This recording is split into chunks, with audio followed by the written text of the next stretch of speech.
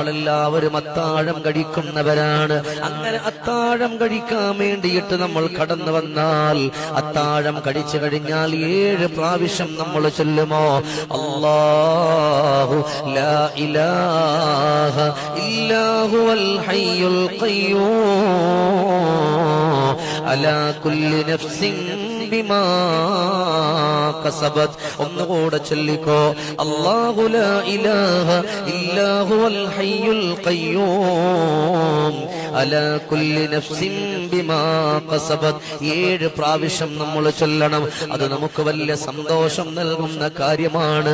അത് നമ്മുടെ ജീവിതത്തിന് ആനന്ദം നൽകുന്ന കാര്യമാണ്. അല്ലാഹുവിനെ ഓർത്തുകൊണ്ട് കടന്നു വരാൻ പറ്റുന്ന അത്ഭുതകരമായിട്ടുള്ള കാര്യമാ.